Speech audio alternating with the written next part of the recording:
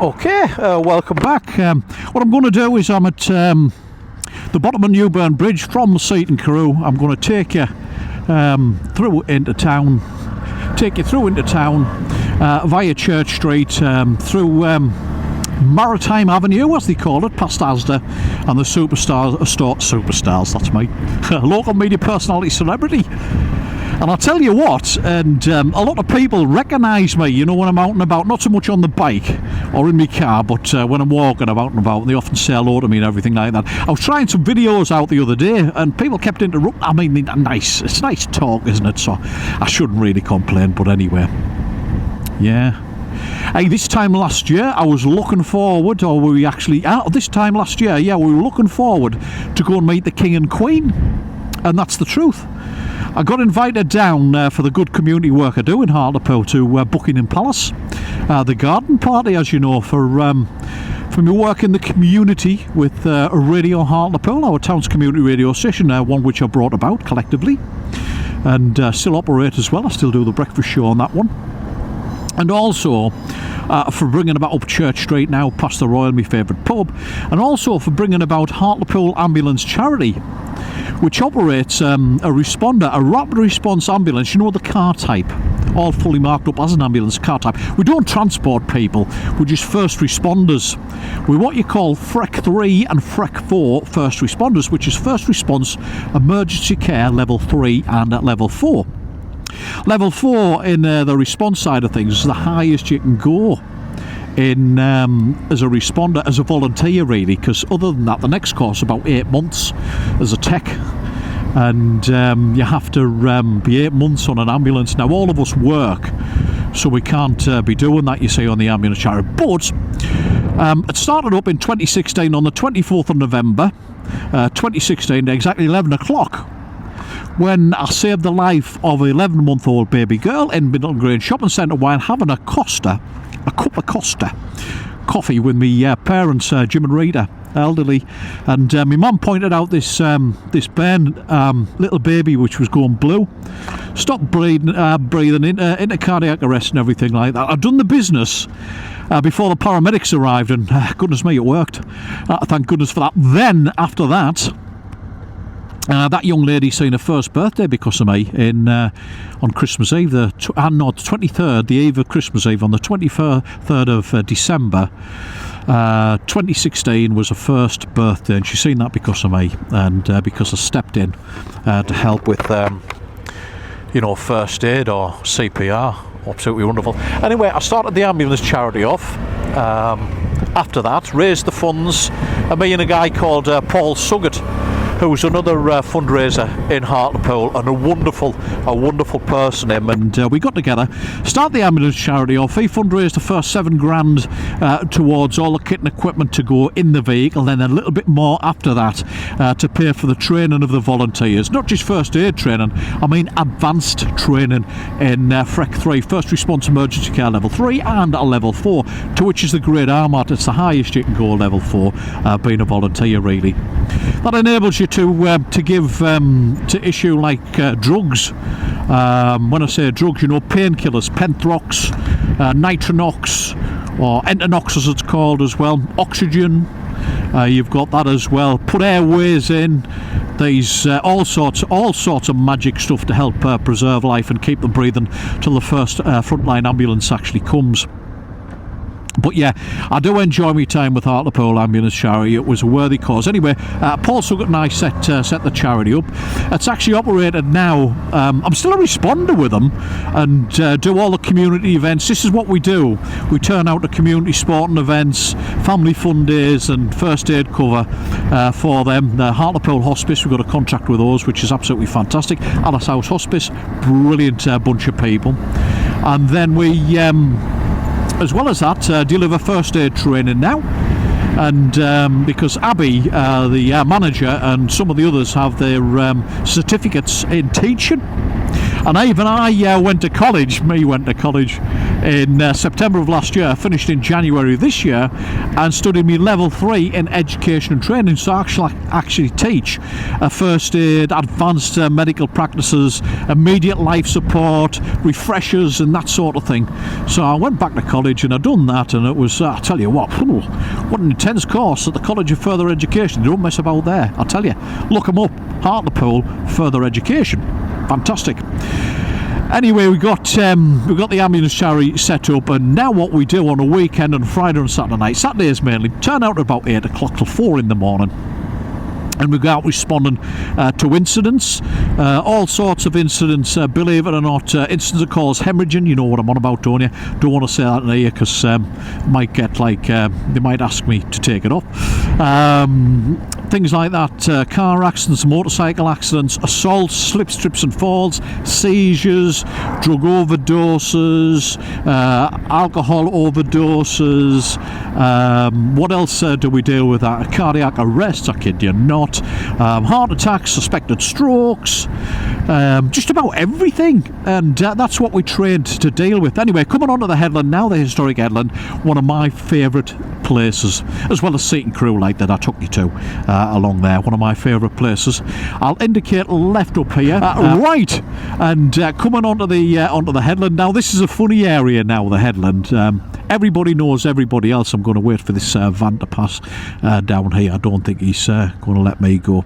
But just in front of us, just over here, they normally have a swimming pool out, and I call it the communal pool, because if they put a swimming pool out on this grassed area, surely anybody can use it because it's a public space.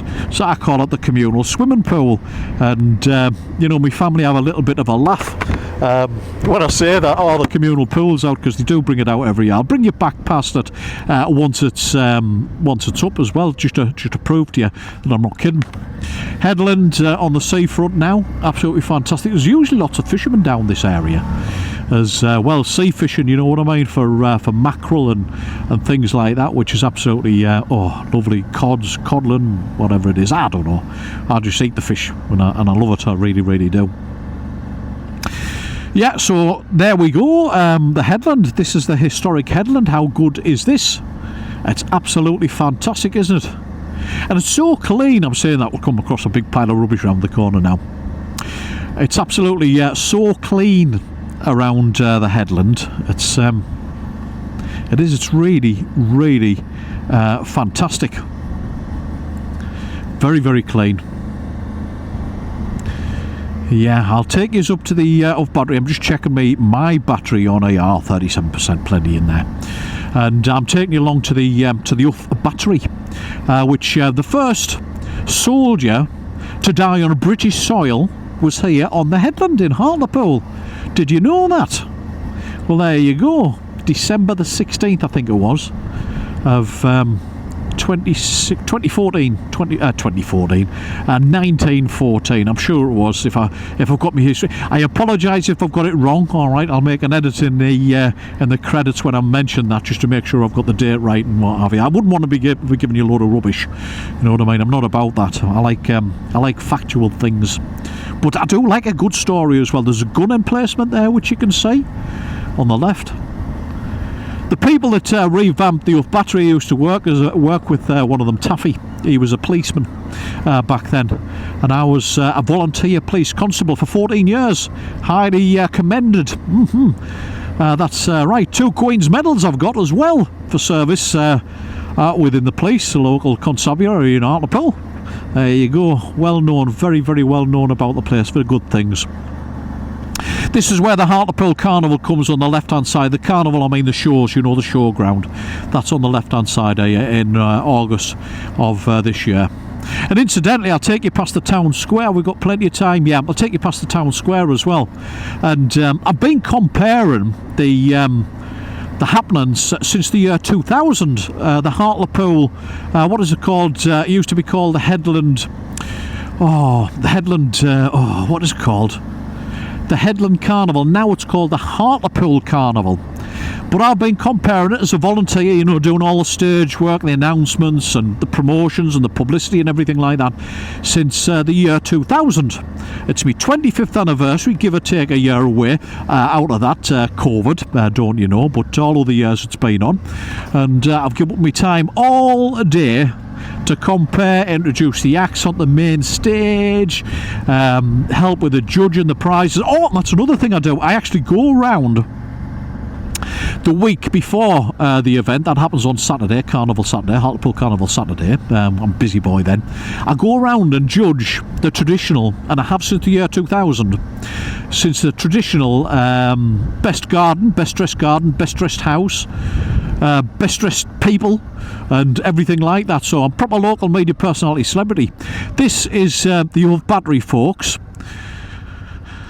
And under revamp, as you can see, it's got the scaffolding up right in front of us. And I'll just take and point the camera down in this direction here.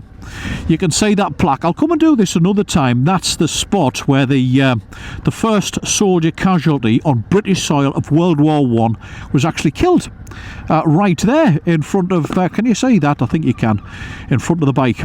But there you go, a plaque to commemorate his loss of life. And I'll do a big feature on that, I think, on look at that, and gun barrel there in the garden to the Off Battery through the fence there. It's cheap as chips to go and look around that place, and there's a cafe in there as well called the Poppy Tea Rooms, the Off Battery Museum. If you're ever in Hartlepool, you must go and see that. Put some money over the counter, buy some merch and everything like that. You know what I mean? I love Hartlepool, mate. I do love Hartlepool. Yeah, and there's their cenotaph, if you like, for the Headland area over there. Beautiful, beautiful specimen. I come past this at least 4 times a week. I love the Headland, I do. And if you didn't already know, I'm actually appointed by the government as Media Champion for Hartlepool. And that happened not last year, not 24, it happened in 2023. I was invited down to 10 Downing Street.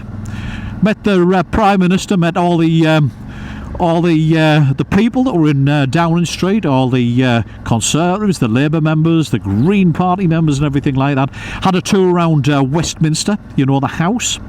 Went to one of the bars there in the House, and I did indeed a dead cheap beer in there. Absolutely gorgeous. You have to watch your P's and Q's, like, you know what I mean. And whilst I was actually there, looking round, I met a lot of interesting people, and as you can imagine, on the night when it was all closed and we're in the bar, Strangers Bar it's called, one of the people said, do you want to come and have a look around the House of Commons? Now, while it's all closed, and they got permission and they showed us around the House of Commons, which is absolutely fantastic, me and the Mrs. Louise. It was an absolute honour. And the door person that was on guard at the door to the House of Commons actually said, we've heard you from Hartlepool. I didn't tell him. He knew. They know everything down there, like they know who's. And anyway, he said, you're from Hartlepool now. Everything's counted. And I thought, you cheeky so-and-so, what do you think I'm going to do? Anyway, 5 pence later from the House of Commons, here I am in Hartlepool. But you know, I was given the accolade of Media Champion for Hartlepool. Alright, there's the handicap monument. I know the bloke that still does handicap now. I didn't meet Reg Smythe all that time ago, who was the original, the creator of handicap, actually. One of my mates did, Stuart Burke, that works at Hartlepool Museum and the Royal Navy Museum now. Stuart Burke actually met Reg Smythe as he lived up Rift House or out in Manor or somewhere, and Reg Smythe gave him a drawing to himself of handicap. How good is that? Absolutely, yeah, fantastic. And I think what I'll do, I've got time, I've got charge on my battery, I've got plenty of time, plenty of charge on my battery. In fact, I think we'll just call it about a day there. All right, that was the Headland.